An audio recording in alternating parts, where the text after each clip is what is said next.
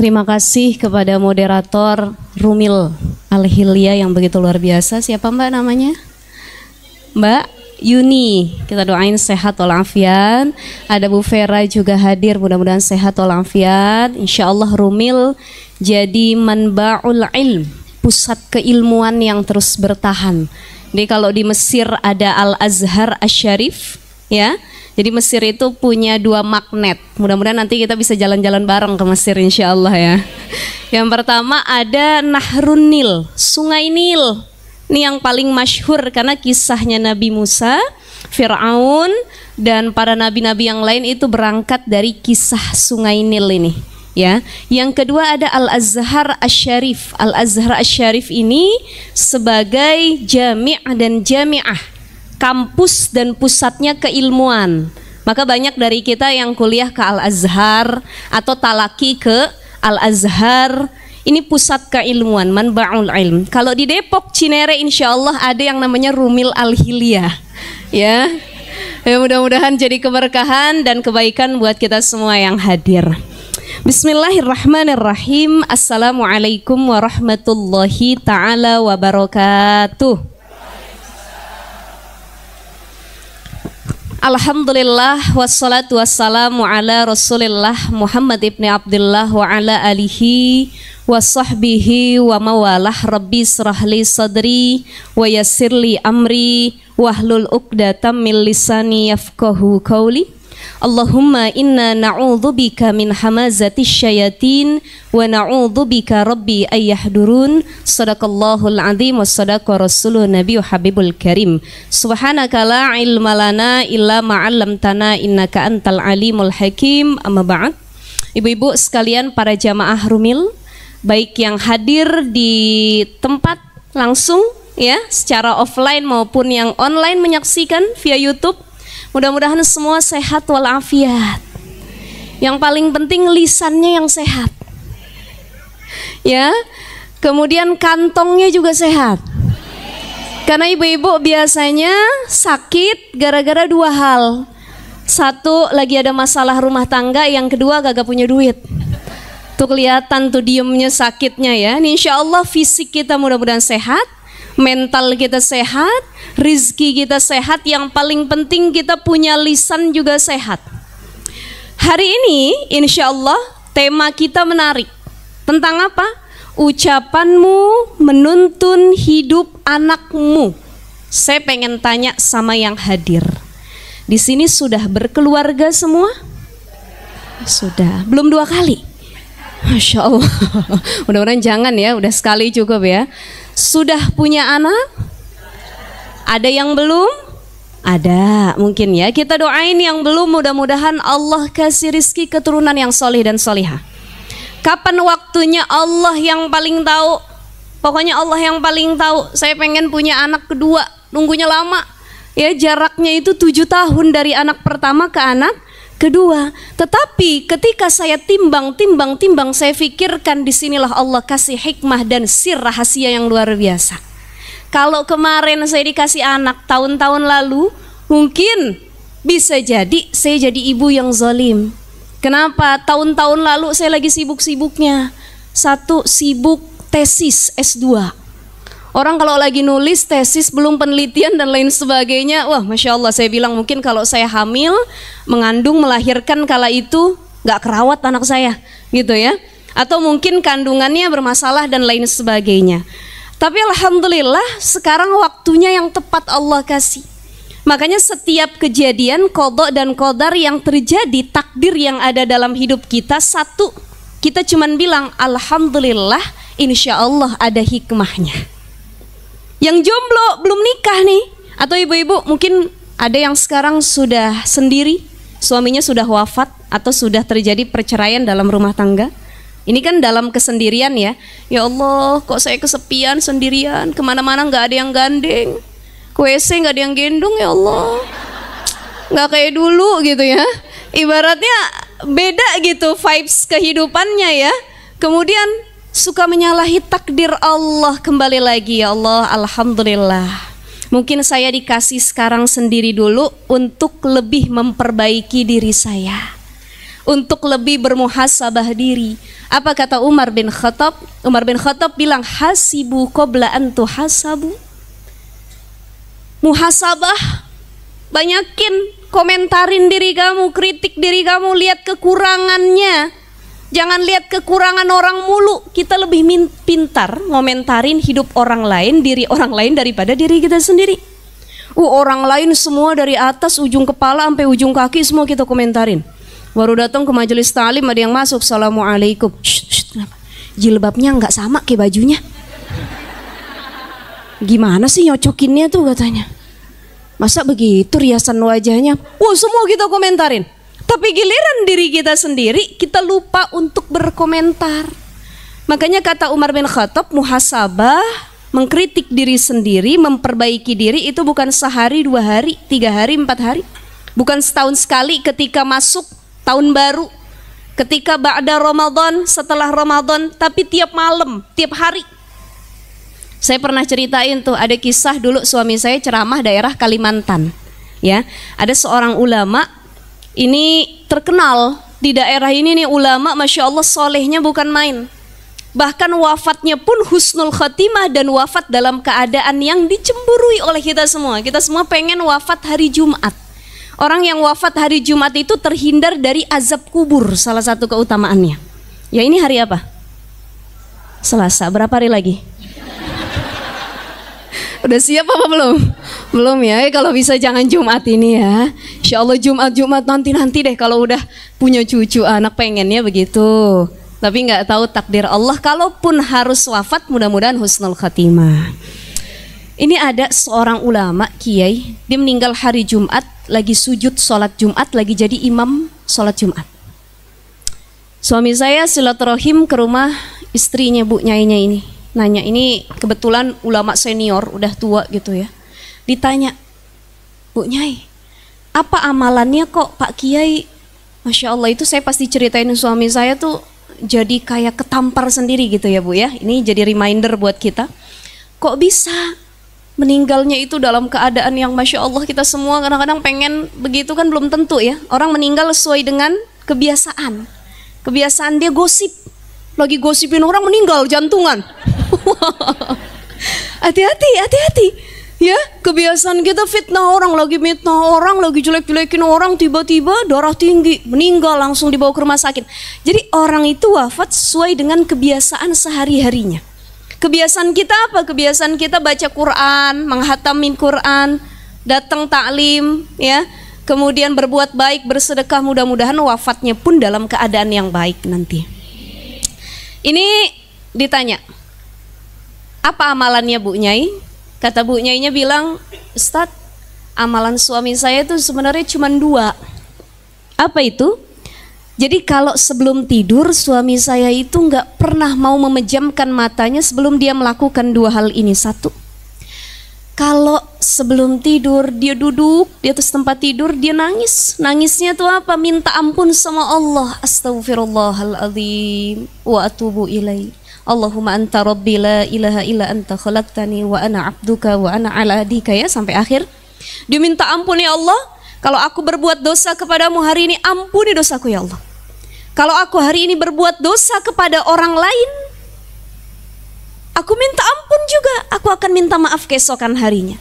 Itu yang pertama. Yang kedua, ya Allah, kalau hari ini ada orang lain yang berbuat dosa kepadaku atau membuat hatiku sakit, aku maafkan ya Allah, ridho lillahi ta'ala, aku gak pengen punya dendam, penyakit hati. Jadi yang bikin orang tidur gak nyenyak itu ternyata penyakit hati. Betul gak? Ibu, sering gak kita tidur gak nyenyak? Ada orang kasurnya empuk, AC-nya menggigil dingin bukan main. Belum lagi pakai pewangi ruangan, bagus, kamarnya seperti hotel, tapi tiap malam dia harus minum pil tidur, obat tidur. Kenapa? Hatinya yang bermasalah, hatinya yang gak tenang, ada dunia yang terlalu dia kejar. Kita mau tidur gak nyenyak sampai tengah malam, ya Allah, kata suami, kenapa sih mah? Itu tetangga habis bangun rumah Pak.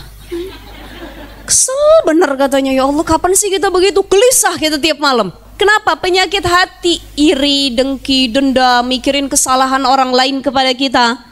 ya, mikirin kejahatan orang lain kepada kita, nggak ada habisnya. Akhirnya apa yang terjadi? Hati kita sulit memaafkan dan sulit mendapat hidayah kebaikan. Ini ulama ini kalau sebelum tidur dia plongin hatinya, dia bilang, ya Allah, aku ridho, aku ikhlas, siapapun yang nyakitin aku, siapapun yang zalimin aku, siapapun yang berbuat dosa, aku maafin. Dah, kelas, saya nggak punya musuh, saya nggak mau dendam. Tuh, yang pertama, maafin orang sama minta maaf sama kesalahannya hari itu. Yang kedua, amalannya apa tuh? Ustadz begini, suami saya tuh kalau sebelum tidur ngajarin saya, itu suami istri harus saling cium tangan, maaf-maafan, cipika-cipiki. Kenapa? Karena tidur itu adalah setengah dari kematian. Kalau ruhnya balik lagi dia bangun pagi hari, kalau ruhnya nggak balik lagi dia wafat. Banyak orang yang meninggal dalam tidurnya, nggak bangun lagi, betul nggak? Makanya ini ulama amalannya bagus. Dan ternyata para ulama-ulama soleh lain yang lain juga banyak yang mengamalkan hal ini. Kalau sebelum tidur saling minta maaf sama pasangan. Ustazah, kenapa kudu pasangan? Kadang saya gengsi lagi berantem sama suami, masa saya cium tangan di atas tempat tidur? Karena pasangan orang yang paling sering kita berbuat dosa sama mereka. Hidupnya tiap hari kita ke WC, wajah dia yang kita temuin. Betul ya Bu ya? Masuk kamar, dia lagi mukanya nih. Nonton TV, ya Allah, nggak ada yang lain apa? Kata kita. Kadang-kadang tuh ya. Nah itu kan pasangan tiap hari, tiap waktu, tiap jam ketemu. Maka orang yang sering kita berbuat dosa sama mereka juga pasangan. Suami sama istri, istri sama suami. Maka alangkah baiknya suami istri sebelum tidur itu harus saling maaf-maafan. Nanti pulang dari sini ibu-ibu kita amalin malam ini. Ya, kita mau tidur, dandan dulu yang cantik, ya, pakai wangi-wangian, bilang, manggilnya pun harus dengan panggilan yang baik. Ayang, beb, gitu ya. Kata suaminya, istri gue kesurupan apa? Tumben-tumben. Masya Allah ya. Kalau biasanya manggilnya ayah, bapak atau bagaimana ya, yang ambil tangannya. Karena sentuhan suami istri lillahi ta'ala itu dapat menggugurkan dosa-dosa. Makanya kalau lagi ada suami di rumah, jangan sampai jarang physical touch, jarang sentuh. Ini banyak ibu-ibu yang sama suami sendiri sombong bener. Apalagi kalau dia lagi menstruasi, haid. Ya Allah, dia haid 15 hari. 15 hari itu suaminya nggak boleh nyentuh dia sama sekali. Hati-hati, dosa apa enggak? Dosa atau tidak? Emang kalau lagi haid nggak boleh disentuh sama suami? Boleh. Kalau belajar fikih Islam dalam berbagai macam kitab fikih, ada Kifayatul Akhir, Fathul Qarib, Nailur Raja dan lain sebagainya. Perempuan lagi haid memang nggak boleh dideketin, tapi hanya dari pusar ke bawah. Dari pusar ke atas halal. Hati-hati, jangan sombong sama suami. Lagi haid dipeluk, lagi haid kok. Dipegang tangannya doang, aku lagi haid dibilangin. Emang kenapa? Cuman dipegang doang tangannya, ya kan? Halal nggak? Halal. Yang haram adalah istimta. Berhubungan suami istri itu baru haram. Area pusar ke bawah.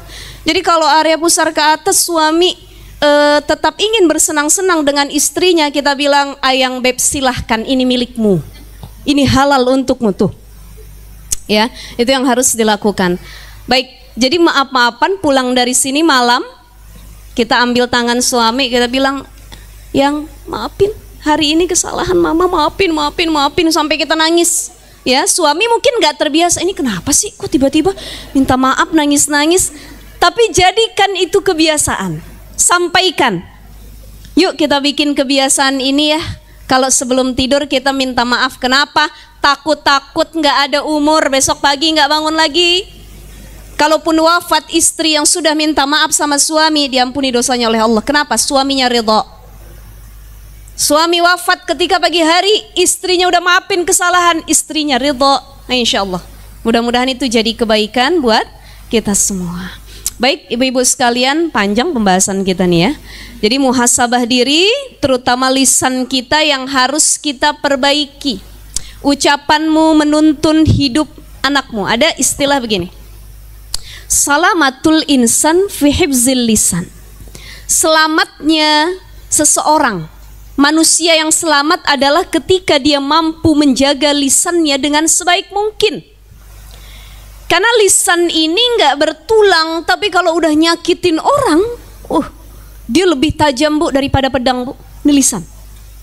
Makanya solusi untuk menjaga lisan dalam Islam itu cuma dua. Apa? Man kana yu'minu billahi wal yaumil akhir falyakul khairan aw liyasmut. Dua. Falyakul khairan aw liyasmut.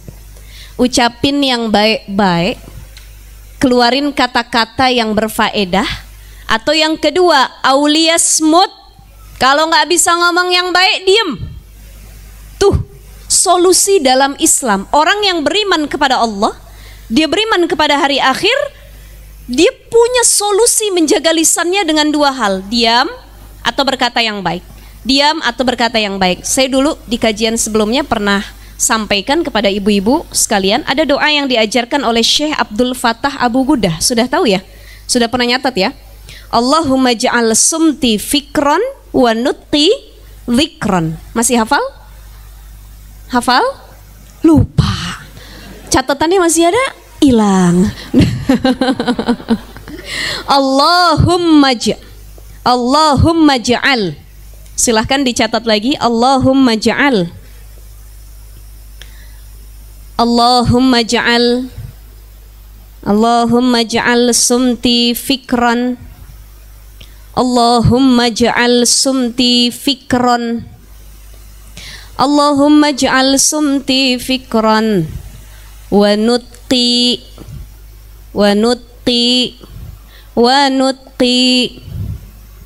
nutqi pakai qaf, nutqi itu artinya ucapan gitu ya. Wa nutqi dzikran. Allahumma ja'al sumti fikran wa nutqi dzikran. Allahumma ja'al sumti fikran wa nutqi dzikran. Sudah? Artinya apa ya Allah? Allahumma ja'al sumti fikran, jadikan diamku ini berfikir. Menimbang dulu yang mau diucapin, difikirin dulu. Jadikan diamku berfikir. Ya Allah, jadikan diamku berfikir. Wa nutqi dzikran, jadikanlah setiap ucapanku adalah zikir, kebaikan yang keluar dari lisanku ya Allah. Ini kita baru bahas lisan, belum mustajabnya lisan seorang ibu. Yang hadir ibu dan calon ibu semuanya insya Allah ya. Sudah dicatat ibu-ibu? Sudah hafal? Insya Allah. Boleh ditutup catatannya? Kita baca bareng-bareng. Allahumma ja'al sumti fikran wa nutqi dzikran. Allahumma ja'al sumti fikran wa nutqi dzikran. Bareng-bareng. Allahumma ja'al sumti fikran wa nutqi dzikran. Ya. Jadi harus dihafalin, kita baca setiap habis sholat. Ya Allah, jadikan aku seorang perempuan, khususnya seorang istri, ibu, yang mampu menjaga lisanku dengan sebaik mungkin. Saya teringat dengan satu kisah yang luar biasa. Kisah ini berangkat dari seorang ahli fikih, ulama ahli fikih, namanya Abdullah bin Mubarak. Ya. Jadi Abdullah bin Mubarak kala itu lagi melaksanakan ibadah haji. Pas lagi melaksanakan ibadah haji, pulang dari Mekah, selesai ibadah haji, di jalanan ketemu ada orang tua perempuan. Jadi perempuan tua yang sedang berdiri duduk celingak-celinguk, ditanya sama Abdullah bin Mubarak, Assalamualaikum warahmatullahi wabarakatuh. Disalamin dulu. Dijawab sama perempuan ini, jawabannya nggak kayak orang biasa kasih salam. Kalau kita dibilang assalamualaikum warahmatullahi wabarakatuh, kita jawabnya waalaikumsalam warahmatullahi wabarakatuh. Tapi apa jawaban dari perempuan ini? Salamun qaulam mir rabbir rahim. Itu ada dalam surah Yasin. Jadi jawabannya Al-Quran. Makanya ini diabadikan dalam satu kisah, namanya perempuan yang berlisan Al-Quran.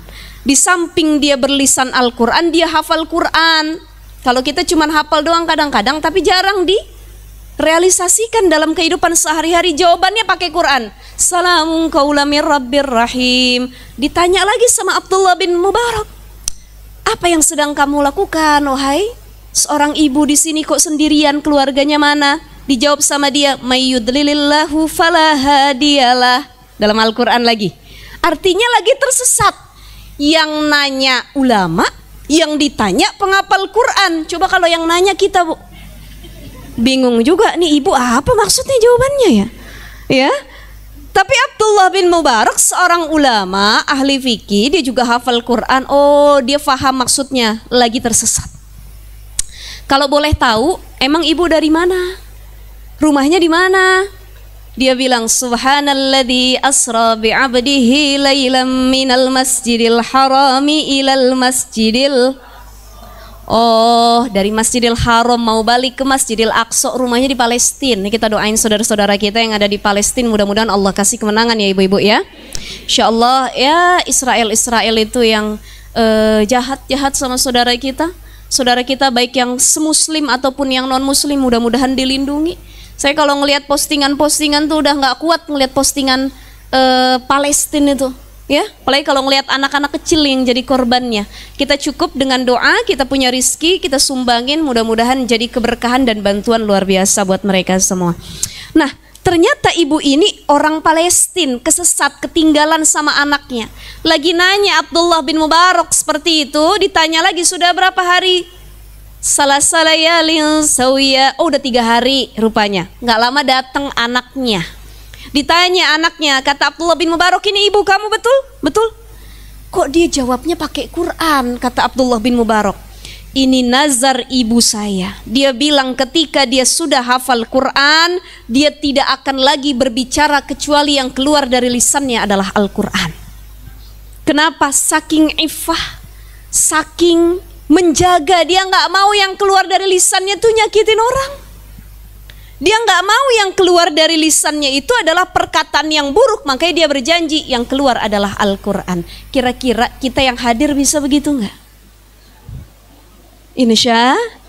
Jadi kalau ada yang nanya jawabnya pakai Quran. Kita nyari dulu ayat berapa, juz berapa. Tapi insya Allah kita setelah dengar cerita ini mudah-mudahan jadi inspirasi yang luar biasa.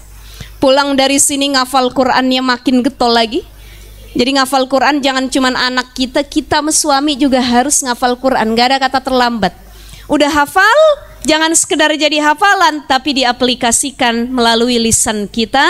Mudah-mudahan kita yang hadir juga berlisan Al-Quran. Amin ya robbal alamin. Jadi itu, cukup diam atau berkata yang baik. Berkata yang baik sebagaimana tadi usaha yang dilakukan oleh seorang perempuan tua yang ditemukan oleh Abdullah bin Mubarak. Atau diam aja. Orang ada yang gibahin orang, kita diam. Tapi banyak orang yang gak mau ikut gibah, dia duduknya samping orang yang lagi gibah. Betul ya? Saya emang gak mau gibah, dosa. Tapi dia begini. Walaupun gak ikut ngobrol, gak ikut gibah, sesungguhnya dia juga mendengarkan gibah. Jadi untuk menghindari membicarakan orang lain, berkata yang buruk, harus ada ikhtiar dan proses yang luar biasa. Sulit, apalagi perempuan. Ini kan sering Dr. Aisyah Dahlan di sini ya. Dr. Aisyah Dahlan itu apa bilang? Menurut neuroscience itu kan perempuan dalam 1 hari bisa berbicara 17.000 sampai 20.000 ya, bahkan 20.000 kata. Jadi kalau nggak ngomong tuh rasa kita puyeng ya. Puyeng, emang fitrahnya kita doyan ngomong. Masya Allah. Jadi saya pas dengar, oh iya juga bener. Itu 20.000 kata perempuan yang bukan penceramah, Bu. Nah kalau penceramah berapa lagi tuh? Ya, lebih banyak lagi. Maka dari itu, kalau kita faham, kita tahu fitrah kita doyan ngomong, ngomongnya yang baik-baik. Sama suami ngomong yang baik, sama anak ngomong yang baik. Kan perempuan ini punya tiga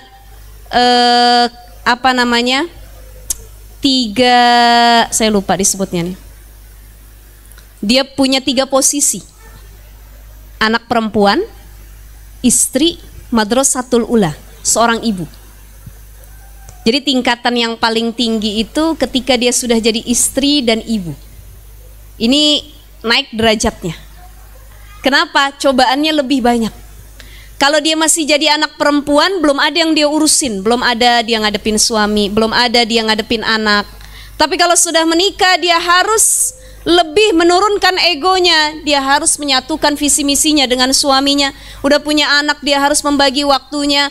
Dia harus mengedepankan anak-anaknya. Maka 2 posisi ibu dan istri ini punya tingkatan yang lebih mulia.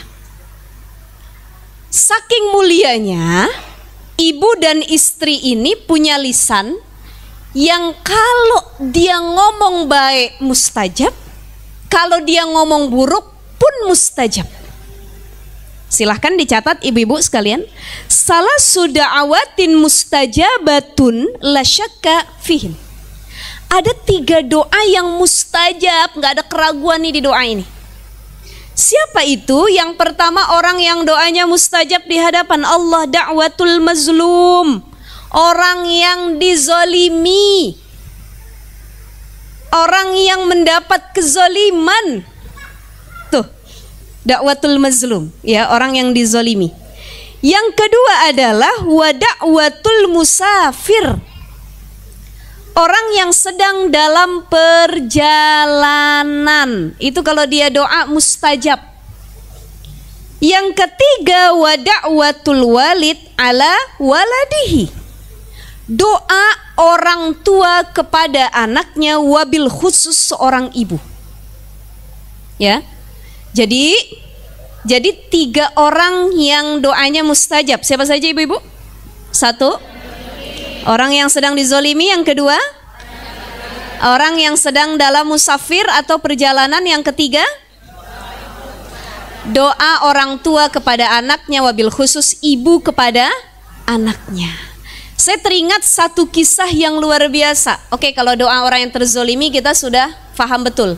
Ibu-ibu kalau lagi dizolimi sama orang lain, wabil khusus sama suami sendiri, doain yang baik-baik. Jangan yang nggak baik. Suami nyakitin kita, ya Allah saya dizolimin sama suami saya doakan suami saya besok di PHK ya Allah dari kerjaannya. Akhirnya suami nggak bisa nafkahin, nggak punya uang, ekonomi morat marit. Kesalahan siapa? Salah satunya doa dari istrinya. Hati-hati doa orang dizolimi. Udah dia istri dizolimi lagi. Wah, itu harus pintar-pintar memilih doa. Kemudian doa orang yang sedang dalam perjalanan. Kenapa? Ini mustajab juga. Dia letih, kadang-kadang dia nggak punya bekal, kadang-kadang dia habis bekalnya di perjalanan, kadang-kadang dia menemukan banyak masalah dalam perjalanannya. Ini mustajab juga.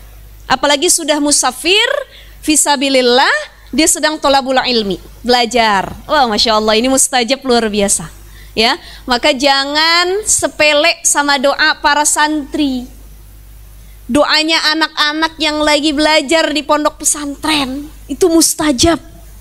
Nunggu kiriman emaknya dia sabar. Betul ya? Ngutang sama temennya dia sabar. Mau makan kehabisan lauk dia sabar. Ya Allah, dia sedang dalam perjalanan, tapi perjalanan menuntut ilmu. Ini mustajab. Yang ketiga adalah da'watul walid ala waladihi. Doa orang tua kepada anaknya. Ada kisah yang masyhur dan populer. Dulu ada seorang abid, ahli ibadah, dia juga ulama, namanya Syekh Jurej. Jadi Syekh Jurej ini ibadahnya bukan main, Bu, masya Allah, rajin sekali, maka disebut abid, ahli ibadah. Tapi satu ketika dia dapat fitnah di akhir hidupnya. Ya, Saat itu Jurej itu dia punya tempat ibadah, apa disebutnya tuh kayak serambi, tempat ibadah khusus buat dia sholat. Pas dia lagi sholat, tapi di sini sholatnya sholat sunnah, bukan sholat fardu. Ya, Allahu Akbar, Bismillahirrahmanirrahim, Alhamdulillahirabbil alamin. Ya lagi sholat, tiba-tiba ibunya lewat tempat ibadahnya, manggil, mungkin ada minta tolong, Jurej, ya Jurej. Dia berkata dalam hatinya, ibu saya penuhin panggilan atau saya lanjutin sholat? Ah, engkau lebih mulia ya Allah. Pokoknya sholat kepadamu gak boleh dibatalkan ya Allah. Padahal itu sholat sunnah. Beda kalau sholat fardu, beda cerita. Kalau sholat fardu orang tua manggil, gak apa-apa gak kita jawab. Tapi kalau sholat sunnah, sunnah itu mayusabu fa'iluhu wala yu'aqabu tarikuhu, dikerjakan berpahala, ditinggalin gak dosa, itu sunnah. Jadi kalau dibatalin dulu boleh, kita lagi sholat duha, suami manggil, batalin dulu. Jangan sampai jadi murka suami kita, apalagi suami kita mau makan, lapar. Ntar dulu bininya sholat duha 8 rakaat lagi. Allahu Akbar, Allahu Akbar. Ini kepekaan itu harus kita latih. Ya, jangan sampai udah sholat dulu, anak udah nangis, padahal sholat duha yang diutamain apa? Yang lebih mudorot. Kewajiban kita dulu. Ini Jurej sholat sunnah, ibunya manggil nggak dipenuhin. Dipanggil lagi yang kedua kali, ya Jurej, nggak dipenuhin. Yang ketiga kali, ya Jurej, ibunya bahasa kitanya kalau orang Cinere gedek, marah gitu ya. Ya Allah, ini kok si Jurej sama orang tua nggak ada, dia nyaut-nyaut dikit, nggak ada dia memenuhi panggilan. Maka ibunya berdoa, apa doa ibunya? Allahumma la tumitshu hatta turihi wujuhal mumisat. Allahumma la tumitsu, ya Allah jangan matikan Jurej, hatta turihi wujuhal mumisat, sampai dia ngelihat wanita pezina. Dia nggak berzina, enggak. Maksudnya sebelum mati dia ketemu dulu sama perempuan pezina gitu. Misalnya kita mohon maaf ketemu sama ada perempuan-perempuan yang suka menjual diri, ketemu doang gitu doa ibunya. Jadi bukan jangan matikan dia sebelum dia berzina dengan wanita pezina, bukan. Tapi jangan matikan dia sampai dia ngeliat dulu fitnah di depannya tentang wanita pezina. Itu doa ibunya yang lagi kesel. Makanya hati-hati kita doain anak suami yang baik-baik. Satu ketika, gak lama, Jurej itu didatangi oleh seorang perempuan. Dia ahli zina lah pokoknya. Ini demen sama ahli zina ya. Kalau ada orang ahli Quran, ahli ibadah, dia ahli zina. Ada ya. Iya, dia suka berzina, dia suka melakukan kemaksiatan. Kemudian dia ingin melakukan fitnah kepada Jurej. Pokoknya saya mau rayu Jurej di tempat ibadahnya di malam hari. Gimana caranya biar Jurej itu kegoda, kerayu sama saya, akhirnya mau berzina. Dirayu-rayu Jurej imannya tebal, kuat, nggak zina, dia nggak mau, diusir perempuan itu, pergi, jangan menggoda, merayu saya lagi. Wah, ini keimanannya hampir setara dengan Nabi Yusuf alaihissalam, yang ketika ditarik dari belakang sama Zulaiha, apa kata Yusuf? Inni akhafullah, aku takut sama Allah. Tapi nyari laki zaman sekarang gitu susah. Betul ya Bu ya? Susah nggak? Ada perempuan cantik ngajak ke hotel, masuk kamar dikunci sama tuh perempuan, kata lakinya digembok kalau perlu katanya. Ya biar aman, Masya Allah. Tapi mudah-mudahan masih ada banyak lelaki-lelaki yang insya Allah keimanannya seperti Jurej, Nabi Yusuf dan orang-orang salih lainnya insya Allah ya. Kemudian apa yang terjadi? Udah diusir, Jurej kemudian kembali beribadah. Ini kesel nih, perempuan pezina tadi, oh kok saya nggak berhasil godain Jurej, si ahli ibadah ini. Nggak lama dia keluar dari tempat Jurej, ada seorang pengembala kambing. Dia demen sama nih wanita ini. Ya akhirnya dia berzina dengan wanita tersebut. Mereka saling suka berzina. Hamil wanita itu, dia bilang sama orang satu kampung, dia hamil anaknya Jurej. Difitnah Jurej. Itu doa ibunya tadi, jangan sampai dia mati sebelum menghadapi fitnah dari perempuan pezina yang akan dia temui. Tuh ya, akhirnya dapat fitnah, ini anaknya Jurej. Jurejnya hampir dimaki, kemudian diasingkan oleh warga kampungnya. Engkau ahli ibadah, ulama, tapi pezina ternyata, menghamili anak orang lain dan lain sebagainya. Hampir dibunuh Jurej. Apa kata Jurej? Jangan bunuh aku kecuali kita menunggu anak itu lahir. Lahirlah anak tersebut. Ketika anak tersebut lahir, dipegang sama Jurej. Wahai anak bayi, katanya, siapa ayahmu? Kalau bahasa orang Cinerenya, who is your father? Katanya. Gitu ya, betul ya ibaratnya. Babeh kamu siapa? Gitu ya, babak kamu siapa nih? Coba. Akhirnya bayi itu dengan kuasa Allah bisa jawab. Ayahku adalah pengembala kambing. Di situ orang semua minta maaf sama Jurej dan mereka nyesel, ya Allah Jurej, maafin Syekh, ya Allah kita udah fitnah. Kita percaya ternyata anak ini anak pengembala kambing. Maka ada beberapa bayi yang bisa ngomong ketika masih kecil kan. Salah satunya itu bayi yang ada di zaman Jurej. Jurej itu hidupnya dulu sebelum zaman Nabi Muhammad itu di kaum Bani Israel. Ya. Kemudian lagi ada Nabi Isa. Nabi Isa waktu bayi itu bisa ngomong juga. Ketika banyak fitnah terhadap ibunya, Nabi Musa mengatakan, ya nggak ada ayahku gitu ibaratnya. Nah ini Masya Allah, kekuasaan Allah menjawab dari bayi tersebut. Dan Jurej itu cuma dapat fitnah, cobaan. Tapi di situ Jurej nggak marah, malah muhasabah diri. Apa dia bilang? Ya ini hikmahnya. Ya mungkin saja ini pelajaran buat saya karena dulu saya tidak memenuhi panggilan ibu saya. Ada dua keadaan. Di sini keadaan seorang ibu dan keadaan seorang anak. Setiap kita anak, tapi setiap kita belum tentu jadi seorang ibu. Ya, betul ya? Tapi insya Allah yang hadir mudah-mudahan bisa jadi ibu semuanya. Ketika kita jadi anak, punya orang tua, apa yang harus dilakukan?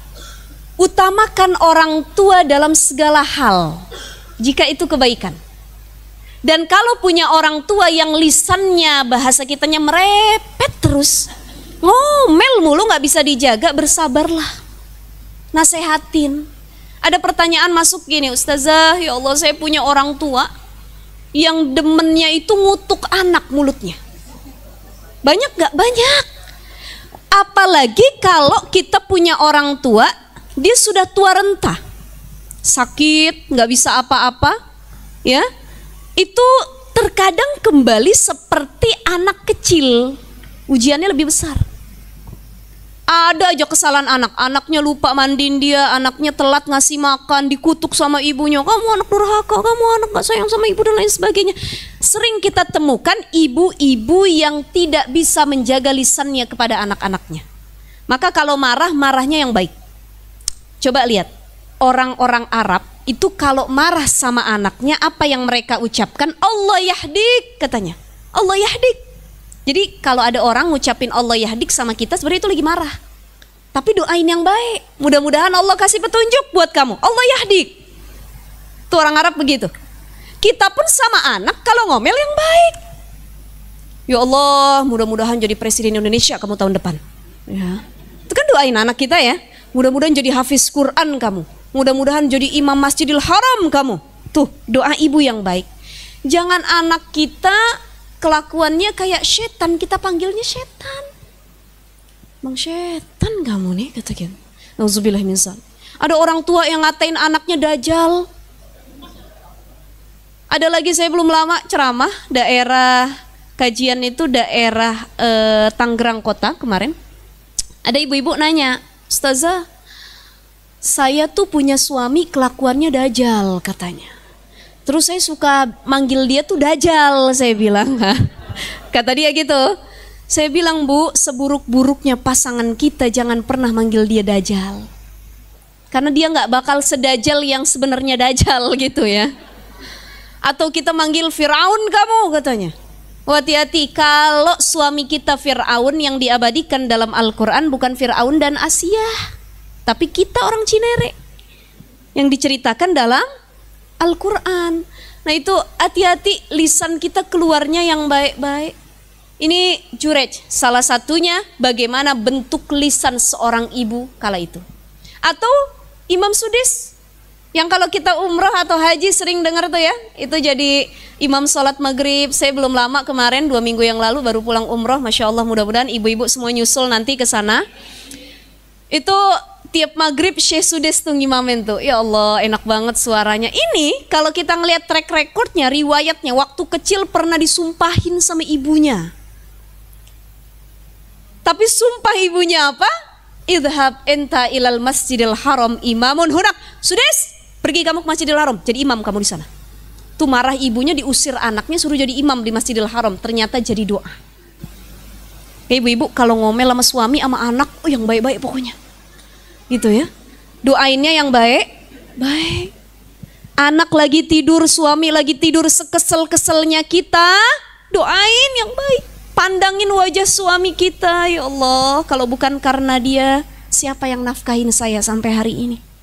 Kalau bukan karena dia, siapa yang bantu saya ngurus anak-anak sampai hari ini? Ya Allah, ini laki-laki yang terbaik yang Allah kasih. Ya, cium keningnya, bacain doa ubun-ubunnya. Jadi jangan bayi doang yang didoain. Suami juga sering didoain ubun-ubunnya. Ya, lagi tidur suaminya kaget. Siapa yang niup ubun-ubun? Gitu ya.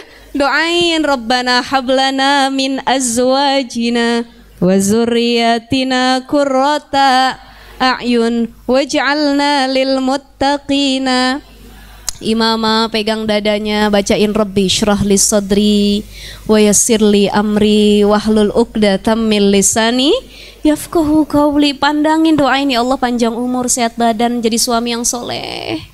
Jangan sampai kita mandang suami pas tidur, aduh empat bener ya Allah, ngeliat muka nih laki, kalau bisa jangan bangun lagi dah nih katanya. Hati-hati, jangan sampai doanya yang tidak baik, karena lisan kita mustajabun. Apa kata Nabi? Ummuka, ummuka, ummuka. Karena perempuan dapat keutamaan yang luar biasa. 1, 3 tingkatan lebih banyak dari seorang ayah. Yang kedua, perempuan mengandung, melahirkan, menyusui. Yang ketiga, perempuan dikasih rahim. Nih, tempat ngandung bayi, laki-laki nggak ada. Jadi laki-laki kalau pengen lebih cinta sama istrinya, coba kita bawa kelapa 2 biji di perut. Kita tahu rasanya tidur madep kanan pegel, madep kiri pegel, tengkurap kagak bisa. Ibu ya, makan susah, ngidam, berabe dan lain sebagainya. Ini perjuangan seorang ibu, ini keutamaannya. Maka dari keletihan, kesusahan seorang ibu menjalankan perannya, Allah kasih kelebihan da'watun mustajabatun, lisannya mustajab. Maka yang baik-baik ya Allah, jadikan anak saya ahlul Quran semuanya. Jadikan anak saya ulama-ulama yang akan datang. Jadikan anak cucu keturunan saya orang-orang solih semuanya ya Allah. Kenapa? Lisan kita menuntun bagaimana hidup anak kita selanjutnya. Ya. Jadi insya Allah yang hadir mudah-mudahan nggak sembarangan lagi kita semua lisan kita. Amin ya Rabbal Alamin. Itu ya. Maka sekali lagi ibu-ibu, seorang anak ketika dia tumbuh ada 2 hal, faktor yang mendukung. Ada faktor nature, yang kedua kultur. Nature, anak tumbuh alamiah. Bayi nangis alami atau bukan? Fitrah bukan? Fitrah. Bayi bisa ngomong, tiba-tiba bisa bicara dikit-dikit, fitrah bukan? Fitrah. Tapi bicaranya, bahasanya kayak gimana, itu nature apa kultur? Budaya. Dan budaya paling fenomenal adalah bahasa seorang ibu. Anak ngomong kayak gimana ngikut ibunya. Kenapa? Yang paling sering ditemuin ibunya. Maka jangan aneh seorang ibu yang lisannya baik itu nurun sama anak. Ada ibu yang lisannya nggak baik disebut ibu yang durhaka. Kala itu ada seorang laki-laki datang kepada Umar bin Khattab. Wahai Umar, aku punya anak. Anakku durhaka. Panggil dulu anak kamu sini, kita tabayun. Anaknya datang, dia bilang, cerdas nih anak walaupun bandel durhaka ya. Wahai Umar, apakah yang durhaka itu cuman anak sama orang tua, atau orang tua juga bisa durhaka sama anak? Oh, orang tua juga bisa durhaka sama anak. Apa ciri kedurhakaan orang tua kepada anak? Kata Umar bin Khattab 3. 1, ketika dia tidak memilih pasangan yang baik. Kita nikah ibu-ibu, gak milih suami yang baik, suaminya bejat. suaminya nggak tahu agama, suaminya nggak bisa baca Quran, suaminya ahli maksiat. Hati-hati, kita udah menyiksa anak cucu keturunan kita karena memilihkan suami yang salah, memilihkan ayah yang salah. Makanya kalau nikah sefrekuensi kan enak ya Bu ya, betul nggak? Suaminya rajin ngaji, istrinya rajin ngaji, kalau datang ke pengajian gandengan, ayah, aduh enak banget ya, tentram kita. Umroh barengan, gandengan, ibadah tiap malam tahajud barengan, ini enak. Tapi ada banyak memang perempuan-perempuan yang diuji dengan suami yang tidak baik. Tapi insya Allah itu mudah-mudahan jadi pahala besar yang luar biasa di sisi Allah Subhanahu wa ta'ala. Itu yang pertama, orang tua yang durhaka tatkala dia salah memilih pasangan. Yang kedua apa? Ketika dia memberi nama yang buruk kepada anaknya. Ini anaknya dinamain ju'lan, artinya kumbang. Ya kan gak ada nama baik, berarti kan gak ada makna yang baik. Karena manusia nanti dipanggil di akhirat kelak sesuai dengan namanya. Siapa namanya? Muhammad. Oh Masya Allah. Siapa namanya? Abdurrahman, Abdurrahim. Itu kan enak manggilnya.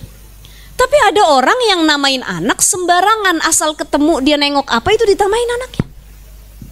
Dulu saya punya tetangga ayah saya daerah Cipinang, anaknya itu dinamain Pengki. Kalau Pengki kan sepemahaman kita itu ya buat serokan sampah ya, betul. Jadi ayahnya habis lahiran tuh, kalau orang zaman dulu kan jarang yang lahiran ke rumah sakit, ya. Kalau ke bidan itu udah paling keren tuh. Kebanyakan sama dukun beranak dulu orang-orang kampung itu. Itu lahiran keluar ayahnya bingung nama anaknya siapa, ngelihat Pengki lagi berdiri tuh. Udah Pengki aja dah namanya.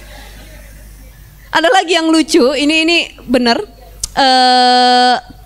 Yang kedua, jadi ini relate ya, tadi Pengki, bener itu yang namanya Pengki di tetangga saya daerah Jaktim itu. Ada lagi belum lama saya jalan di daerah Batan sana, Ciputat, ya. Pasar Jumat itu kayaknya udah lama juga sih, 2 tahunan yang lalu ada tanah dijual tuh kosong pinggir jalan. Namanya Ribut bin Riuh. Hubungi Ribut bin Riuh. Saya bilang ya Allah, anaknya namanya Ribut, bapaknya namanya Riuh. Jadi sekeluarga kacau semua kali ya. Satu Ribut, Riuh. Ada ya.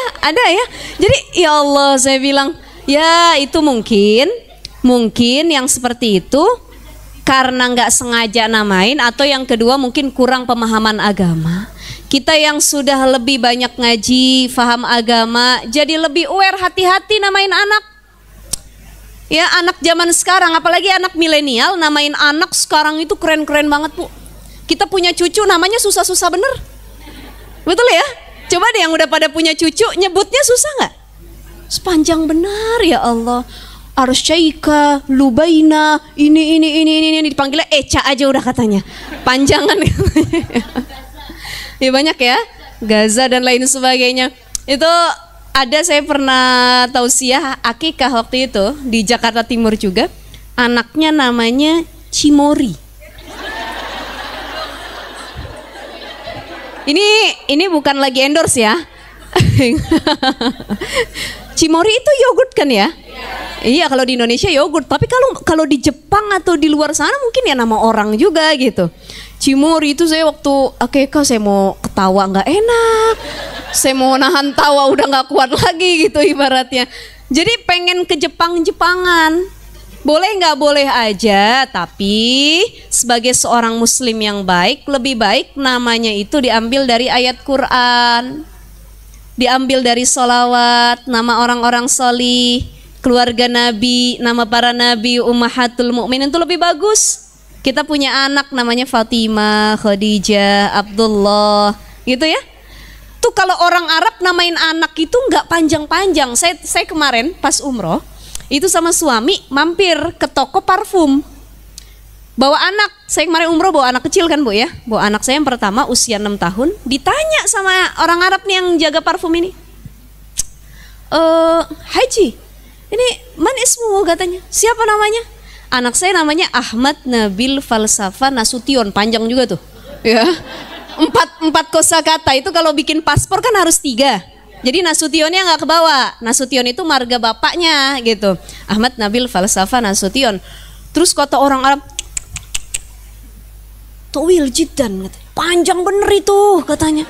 Kalau adat kami di Arab nggak ada yang begitu. Antum siapa namanya? Ditanya suami saya. Kata suami saya bilang Azhari Nasution, Muhammad Azhari Nasution. Harusnya nama anak antum begini, kata orang Arab itu, Nabil Al-Azhari. Kelas katanya. Karena orang Arab itu kan punya anak begitu, ya. Ahmad Al-Kusyairi, dah. Muhammad Al-ini, udah. Tapi kalau orang Indonesia, mereka bingung, kok panjang-panjang namanya. Udah gitu susah disebutnya gitu ya. Nah itu nggak masalah, tapi sekali lagi lihat maknanya. Jangan sampai kita salah makna namain anak kita, karena itu jadi doa. Kita namain anak kita Abdul Ghani, hamba yang kaya raya. Ini jadi doa. Ya Allah, mudah-mudahan anak saya udah gede, dia kaya raya. Kaya hatinya, kaya ilmunya, kaya harta semuanya. Gitu, ya. Itu yang harus dilihat. Jadi durhaka orang tua tatkala dia memberikan nama yang tidak baik kepada anaknya. Yang kedua. Yang ketiga, tatkala seorang ibu atau ayah tidak mengajarkan Al-Quran kepada anaknya, boro-boro ngajarin, mentasmikan dari lisannya nggak pernah. Ada ibu yang nggak bisa baca Quran, tapi dia sadar diri, dia paham, ya Allah saya nggak bisa baca Quran, saya pun masih a i u e o gitu, terkait makhraj dan lain sebagainya, maka saya carikan guru untuk anak saya. Ini orang tua yang baik. Ada orang tua yang udah kagak bisa ngaji, tajwidnya kagak bisa, makhrajnya kemana-mana, ngajarin gak bisa, anaknya mau ngaji kagak boleh, kemudian gak dipanggilin guru lagi. Wah ini orang tua yang durhaka, karena tidak ada ikhtiar atau usahanya untuk mengajarkan Al-Quran kepada anak-anak kita. Tuh, ada satu keluarga, ibu-ibu, saya lupa metodenya apa itu di Mesir itu.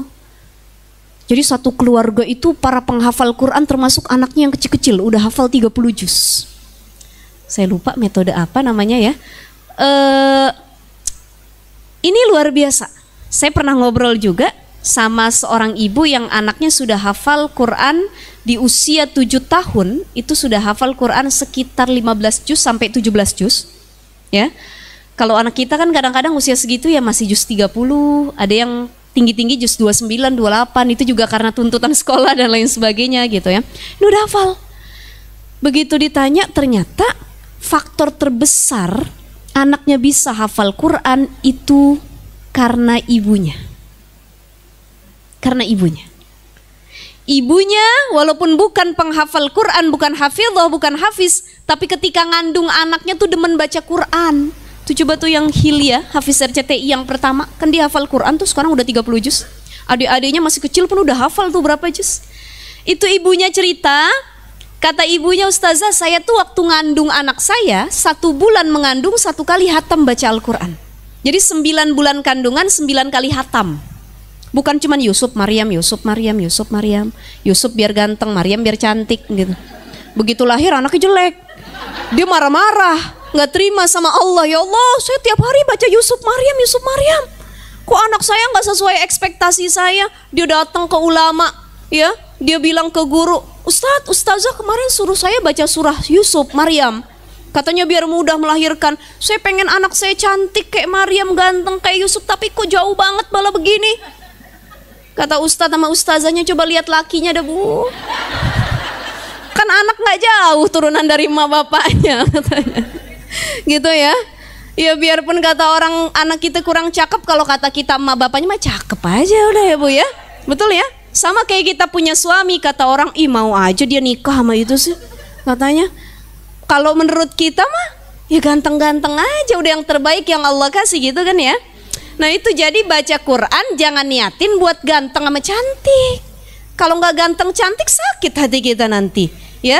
Pengennya apa? Solih, soliha, maka semua ayat Quran itu bagus dibaca. Tuh mereka mengandung 9 bulan 9 kali hatam. Ketika anaknya sudah lahir, lisan ibunya pun ikut andil. Jadi kata dia bilang, Ustazah, jadi kalau misalkan mau tidur malam, anak saya lagi tidur nih, itu kan belum deep sleep ya, belum yang tidur bener-bener nyenyak, masih kayak ngedenger suara dan lain sebagainya. Itu ibunya terus mentasmikan, terus memurojaah ayat Quran, walaupun cuma surat An-Nas tuh, Qul a'udzu birabbin nas, malikin nas, diulangin terus sampai 33 kali. Keesokan harinya tiba-tiba anaknya hafal. Kenapa? Dia dengar dari lisan ibunya. Murotal juga di setel terus, begitu habis subuh dibangunin sholat subuh, ayahnya yang ngulangin lagi. Oh, Masya Allah, ini kolaborasi yang epik, suami istri murojaahin depan anak-anaknya. Ya, jadi lisan seorang ibu itu yang paling fenomenal. Anak kita ngomongnya apa tergantung ibunya. Coba deh, anak kecil bisa ngomong tadi fitrah, betul ya Bu ya? Tapi yang diomongin kan gimana orang sekitar. Saya bawa jamaah umroh, kata ibu-ibu yang nenek-nenek, Ustazah, ya Allah, saya salut banget nih pas lagi sholat di Masjidil Haram. Kenapa Nek? Ini anak-anak kecil pada pinter bahasa Arab katanya. Saya bilang, saya mau jawab susah gitu ya. Jadi dia godain anak kecil tuh, anak kecil ngomongnya bahasa Arab gitu. Saya kalah kok nih anak kecil pada pinter bahasa Arab. Saya bilang emang dia orang Arab, lahirnya di Arab. Kalau dia lahirnya di Jawa Timur juga bahasa Jawa. Ya, jadi anak bisa berbicara nature. Tapi kulturnya adalah orang-orang sekitar dia ngomong bahasa Jawa, bahasa Sunda, bahasa Arab, bahasa Inggris, tergantung dari ucapan orang sekitarnya. Baik atau tidaknya, bagaimana orang-orang di sekitar, khususnya ibu, itu memberikan pengaruh yang sangat besar dari lisannya. Pengen anak kita baik, ucapin yang baik, tuntun dengan kebaikan, salah satunya melalui lisan kita. Kalau pengen anak kita buruk, ucap yang gak baik, sering kutuk, dan lain sebagainya. Ini maaf terakhir. Ya, ini udah jam berapa ibu-ibu? 11:30 ya. Maafin ya kelamaan ini. 11. Dikit lagi ya ibu-ibu ya. Mohon maaf udah pada pegel ya. Ini ya. Terakhir, kita kalau punya kita di sini yang hadir ibu semua. Kita jadi ibu udah tahu apa yang harus dilakukan, berarti harus lebih hati-hati menjaga lisan. Nyumpahin, ngutuk, kesel sama pasangan sama anak harus lebih hati-hati, dijaga, di manage. Sekarang kalau kita jadi anak, kita punya orang tua yang doyan nyumpahin yang buruk-buruk, ngutuk anaknya. Ustazah, saya udah terlanjur dikutuk sama ibu saya, katanya kamu gak bakal kaya raya sampai mati katanya. Kata ibunya, saking kesel mungkin ibunya. Gimana Ustazah? Maka itu mustajab atau tidak? Mustajab atau tidaknya bisa dilihat dengan satu hal ini. Kita bertobat atau tidak, dan ada usaha minta maaf, insya Allah itu nggak dikabul karena buruk yang didoain. Tapi ketika kita disumpahin yang buruk sama ibu kita dan kita bilang, udah biarin aja, saya emang nggak bakal kaya, saya nggak mau berbuat baik, udah disumpahin kok buruk sama ibu saya, nggak ada ikhtiar untuk merubah diri dan bertobat, disitulah doanya akan mustajab. Coba lihat iblis, ketika dia suruh sujud kepada Adam, apa dia bilang? Ana khairu minhu, khalaqtani min nar wa khalaqtahu min tin. Enggak mau ya Allah. Aku lebih baik dari Adam. Adam dari tanah diciptain, aku dari api. Padahal sudah ditegur sama Allah. Kata Allah, "Hei iblis, kok kamu enggak mau sujud sama Adam? Udah keluar kamu dari surga." Marah nih Allah. Allah mengutuk, murka sama iblis. Di situ iblis tidak bertobat. Di situ iblis tidak mengakui kesalahannya. Malah dia apa bilang? Aku lebih baik kok, benar. Apa yang aku ucapin tuh benar. Tuh, beda dengan Adam. Ketika Adam dengan Hawa dilempar ke bumi, diusir dari surga, apa yang dibaca oleh Nabi Adam? Rabbana dzalamna anfusana wa illam taghfir lana wa tarhamna lanakunanna minal khasirin. Itu dibaca terus, akhirnya dipertemukan dengan Hawa, diampuni dosanya oleh Allah Subhanahu wa ta'ala.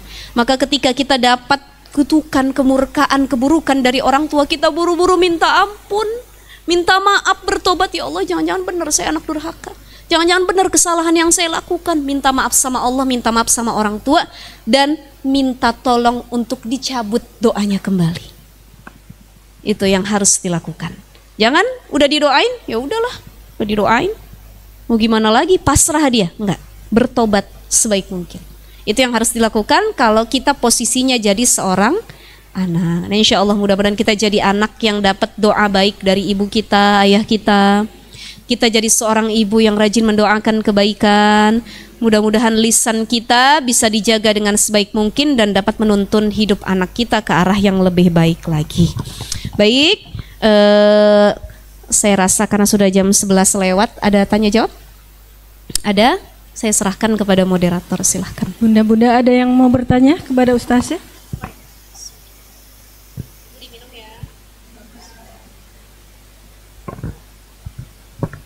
Assalamualaikum warahmatullahi wabarakatuh. Assalamualaikum warahmatullahi wabarakatuh. Jazakillah khair Ustazah atas ilmunya. Ini saya mau bertanya, kalau misalnya doa itu dari suami Ustaz, doa yang untuk anaknya yang tidak bagus. Kadang kan kita suka mendengar gitu, suami pulang misal capek atau melihat anaknya nakal pulang atau gimana, tiba-tiba dia doanya kurang baik gitu, dan sebagai istri tuh mendengar ya Allah, terus kita minta sama Allah, ya Allah semoga jangan dikabulkan gitu. Apakah itu jadi mustajab atau kita tarik gitu doa itu? Nah, yang kedua Ustazah, yang tadi kan orang tua yang durhaka itu karena tidak memilih suami yang baik. Kalau misalnya dia sudah memilih gini Ustazah, tiba-tiba jodohnya suami itu tidak baik, tidak mau sholat, seperti ada tetangga seperti itu. Dia banyak pasangan pilihan gitu, tiba-tiba dapatnya yang tidak sholat, tidak bisa ngaji dan KDRT gitu Ustazah. Itu apakah itu dia karena kelakuan si istrinya yang kurang baik sehingga Allah kasih suami masa jodoh yang seperti itu Ustazah ya? Ya, jazakillah khair Ustazah. Ya. Bismillahirrahmanirrahim. Saya langsung jawab ya.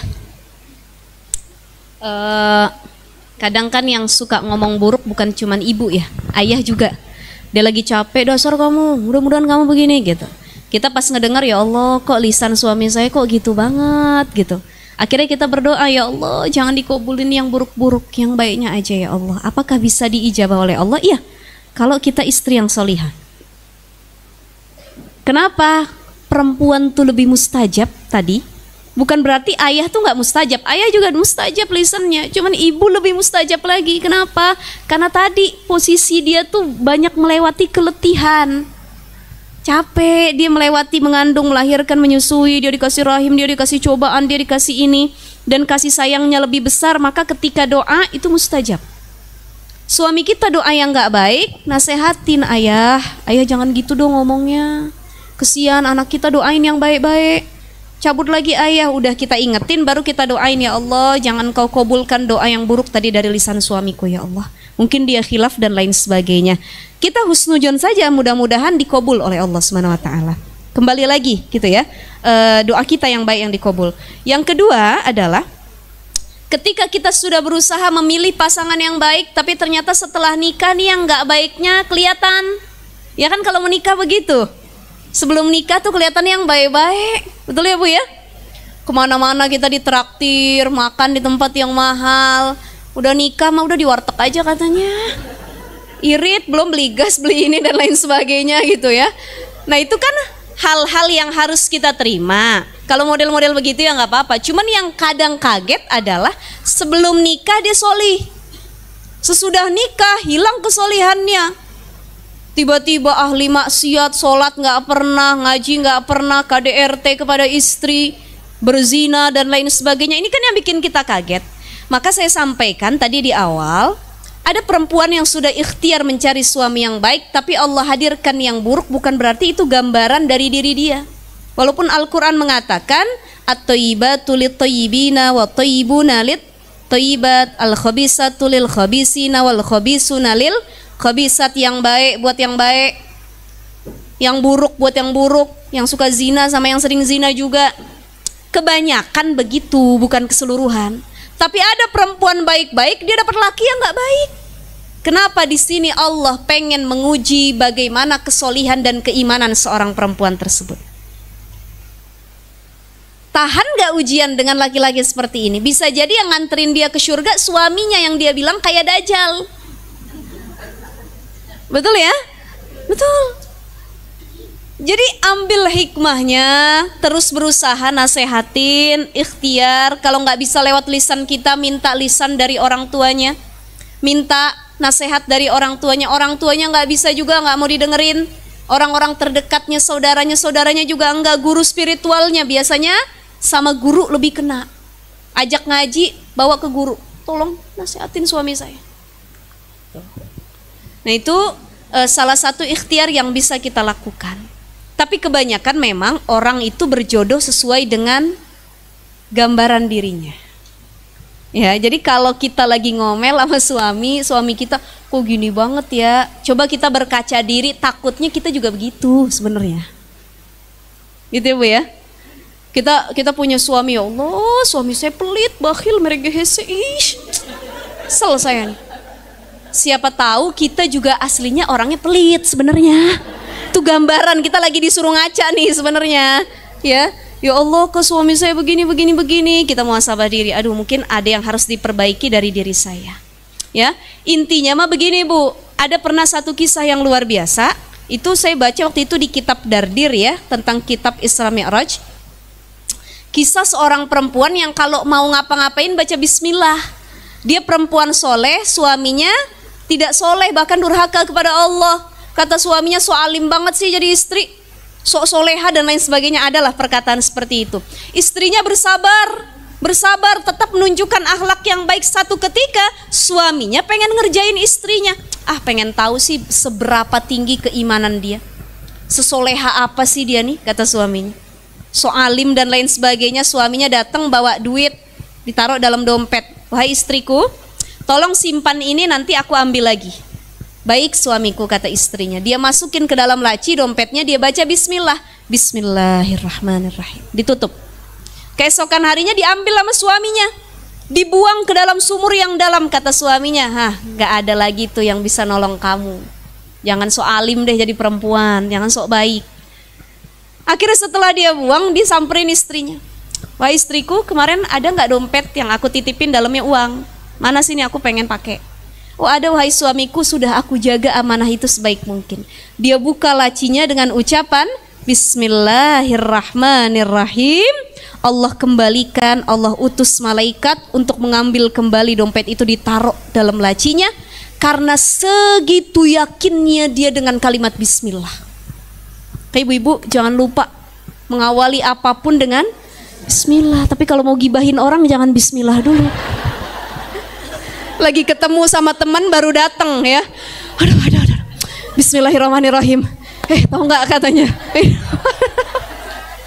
Itu nggak masuk gitu ya. Jadi mau gibah, mau maksiat, jangan Bismillah. Bismillah itu kalau mau melakukan kebaikan, baca Bismillah, Bismillahirrahmanirrahim. Kita yakin dengan kalimatullah, itulah Allah nolong kita. Akhirnya gara-gara keyakinannya kepada kalimat Bismillah dan kepada Allah Subhanahu Wa Taala, di situ suaminya dapat hidayah untuk berhijrah, bertobat. Karena apa? Karena istri yang menunjukkan kesolehaannya. Makanya tugas kita cuma apa? Bersabar, tunjukin bagaimana kita bisa menjadi istri soleha. Insya Allah itu jalan hidayah buat suami kita. Tuh ya. Baik, ada pertanyaan lagi?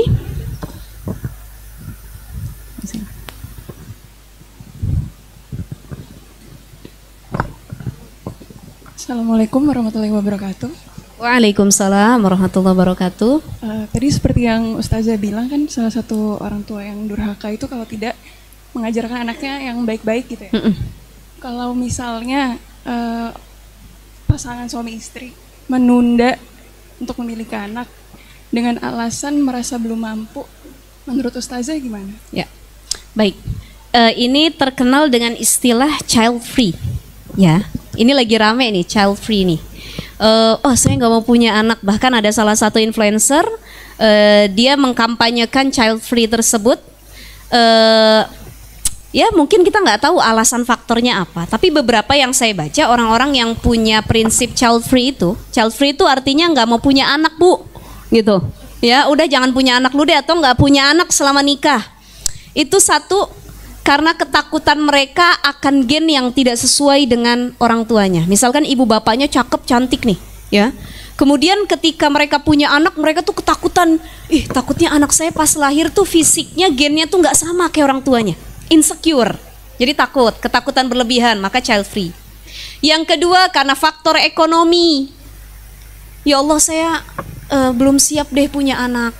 Kenapa? Saya takut nanti ngasih makannya pakai apa? Biayain sekolahnya gimana? Saya aja susah sama suami nih, gitu.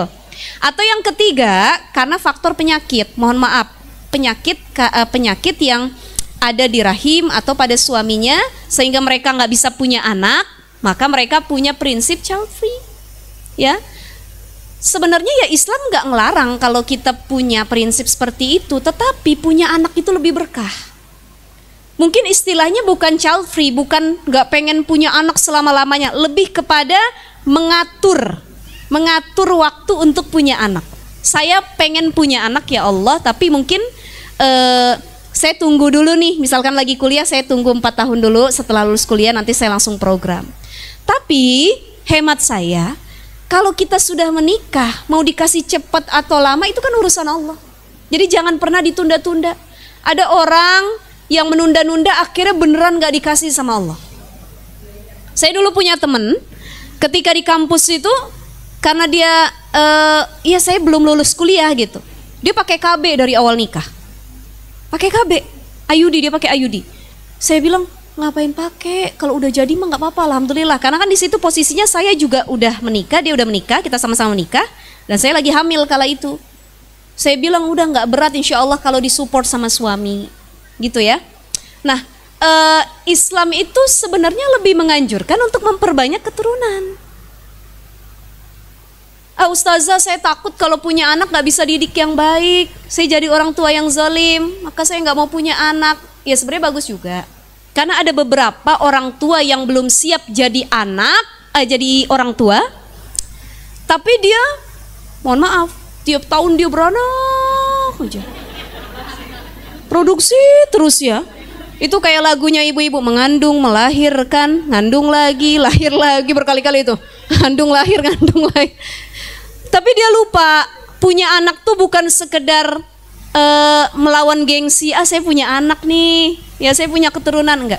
Tapi bagaimana pendidikan, khususnya pendidikan agama, itu banyak yang kita lupain. Ustazah, ya. Kalau boleh mengelaborasi, jadi kita sebenarnya tuh boleh pakai KB kalau misal planning kita tuh mau mengatur jarak supaya boleh jangan saja. Setahun itu bisa 2 anak ataupun setahun sekali melahirkan, ya, itu boleh. Ataupun misalnya kan ya memang sih saya juga paham sih, maksudnya kadang-kadang anak zaman sekarang kan mereka kawin terus nanti mau punya anaknya nanti 2 tahun lagi. Betul. Atau 3 tahun karena lagi. Mungkin mentalnya yang belum siap, ya, kan itu betul. Kan yang dan lebih. Biasanya kan juga kan di awal memang orang tua itu mengawinkan mereka supaya tidak terjadi hal yang sebaiknya tidak terjadi, menghindari zina dan lain sebagainya. Nah makanya setelah itu ya mereka sekolah dulu, terus nanti hamilnya mungkin kalau udah 2 tahun lagi. Nah kalau fenomena seperti itu apakah dibolehkan? Sebenarnya boleh saja. Gini, dalam istilah fikih kontemporer itu ada 2, ada tanzimun nasab, ada tandidun nasab ya. Ada yang makna pertama itu mengatur jarak keturunan, ada yang kedua memutus keturunan. Jadi kalau dia niatnya pakai KB, tapi untuk memutus keturunan sama sekali nggak punya anak, itu nggak boleh dalam Islam. Tapi kalau dia niat KB untuk mengatur jarak keturunan, dia nggak mau zolim sama anaknya, mohon maaf punten ya. Misalkan tadi karena mentalnya yang belum siap, atau istrinya punya penyakit, atau keadaan yang memang belum memungkinkan kalau punya anak, kalau sekiranya punya anak nanti zolim sama anaknya nih, gitu. Bahkan bisa nyiksa anaknya, bisa KDRT ke anaknya, kan banyak ya. Itu belum siap mentalnya secara utuh menjadi orang tua, ilmunya belum cukup nih. Maka dia boleh untuk tanzimun nasab, diatur jarak keturunannya. Cuman KB yang paling bagus adalah KB alami yang diajarkan oleh Rasul. Mohon maaf ya, bahasa fikihnya tuh azl. Ya, ibu-ibu udah paham lah, saya nggak usah jelasin itu ya. Apa itu Ustazah maksudnya? Kalender atau apa? Jadi azl itu keluarnya di luar, gitu ya. Udah paham ya Bu ya? Nggak usah diterusin lagi ya. Ya, jadi seperti itu. Jadi ketika sudah mau keluar, itu dikeluarkan spermanya di luar. bukan di dalam. Oh, itu malah boleh ya kalau dalam. Itu boleh, itu juga fikih. KB. Tapi KB gitu. Yang alami, yang kalau ibu-ibu sekarang kan takut KB ya karena itu ganggu hormon katanya dan lain sebagainya gitu ya. Nah, itu yang lebih aman sebenarnya dengan cara seperti itu. Atau dengan mohon maaf pakai alat pengaman. Ya, itu juga boleh. Kalau nggak pengen yang lain-lain atau kita mengambil pendapat yang wah nggak boleh KB begini-begini, ya udah dengan cara alami KB-nya gitu ya. Tapi ada ustazah yang udah melakukan hal demikian jadi juga gitu ya. Itu sudah qadarullah, rizkinya Allah. Bahkan saudara saya, sepupu saya di IUD ini kan sekitar 90% kata dokter ya, 99%, 1% doang tuh ada peluang hamil. Pakai IUD tetap hamil juga, berarti sudah qadarullah. Ada orang yang mohon maaf punten, dia program sana sini ya, bahkan dia bilang udah segala cara saya lakukan tapi belum jadi juga, qadarullah, Allah belum izinin gitu. Jadi kalau untuk pakai KB-nya mengatur keturunan, baik apa ya, mempersiapkan mental, ilmu dan lain sebagainya. Atau yang kedua, Bu Vera, ada orang pakai KB itu karena nggak pengen zolim sama anaknya. Misal dia udah punya anak, anaknya masih bayi, dan dia punya prinsip pokoknya saya harus menyusukan, memberi ASI sampai 2 tahun full. Kalaupun saya hamil setelah 2 tahun, anak saya udah gedean dikit, biar dapat kasih sayangnya lebih utuh lagi gitu ibaratnya. Ya, itu boleh dia pakai KB untuk mengatur jaraknya. Ada yang anaknya baru sebulan, ibunya udah hamil lagi, kebobolan cek orang Sunda nama ya. Ya Bu, ya kan bukan kita juga yang mau, qadarullah juga begitu, sudah ya. Maka sekali lagi ikhtiar, KB itu terkadang ikhtiar. Maka niatnya apa? Mengatur keturunan, apa memutus keturunan. Jangan sampai juga gara-gara mau child free, nggak mau punya anak, itu sampai apa disebutnya tuh pengangkatan rahim. Ada lagi apalagi itu? Steril ya, steril. Wah, Islam itu lebih suka kita punya anak yang banyak, kita punya keturunan penerus para nabi gitu ya, insya Allah nih seperti itu. Jadi kalau untuk mengatur boleh-boleh saja. Kalau niatnya memutus itu, atau nggak mau punya anak lagi gitu, atau kalau nggak mau punya anak lagi, ya misalnya anaknya kan udah beberapa, terus usia banyak kita pengalaman kan, nih kayaknya ibu. Iya, maksudnya ya ini pengalaman pribadi, terus usia kan juga udah betul. Udah ya bukan. Karena takutnya resiko ya, betul, melahirkan di usia tua. Nah, kita boleh datang ke tabib yang sikoh, dokter yang terpercaya. Jadi sebenarnya Islam itu agama yang rahmat kok, nggak memberatkan. Kita udah tua, kalau melahirkan lagi, misalkan ibu-ibu udah usia 50 tapi belum menopause nih. Jadi andai kata hamil lagi masih bisa misalkan, ya. Nah, takut itu terjadi resiko buat ibu atau anaknya, datang ke dokter, kata dokter, ibu mohon maaf kayaknya ibu harus disteril atau mungkin pakai KB atau ya gimana, karena ibu kan belum menopause juga. Ya kalau menurut dokter dari sisi medis dan kesehatan lebih maslahat, ikutin gitu ya. Jadi dokter yang terpercaya itu juga bisa dijadikan rujukan tergantung dengan keadaan kita. Mohon maaf, ada lagi orang pakai KB. Saya kayak kejadian kawan saya, dia harus KB setelah lahiran anak ketiga. Itu bahkan harus disterilin, bukan karena apa-apa, tapi karena kalau dia hamil itu resiko kematian buat ibunya kalau hamil lagi. Jadi setiap hamil itu preeklamsia ya, apa namanya ya? Ya, tiba-tiba preeklamsia, jadi bisa mengakibatkan kematian. Jadi terakhir dia ngelahirin tuh hampir lewat. Maka di situ dokter bilang, ibu keadaannya kayaknya ibu nggak bisa punya anak lagi. Maksudnya jangan diteruskan, kalaupun itu nggak usah hamil lagi. Iya. Maka disterilkan. Kalau menurut dokter itu maslahat buat semuanya, kita anak kita silakan gitu. Ya, jadi Islam itu agama yang rahmah kok. Ya, karena kan suka ada yang sebagian yang bilang betul KB itu haram. Gitu. Ya, betul. Kan ini masih ikhtilaf dari para ulama. Saya ambil pendapat yang itu. Kalau mengatur boleh, tapi kalau memutus, tapi sebenarnya dia nggak ada gangguan apapun, itu yang berdosa. Itu ya. Ada lagi pertanyaan atau sudah? Sudah ya, 11:30 ya. Baik.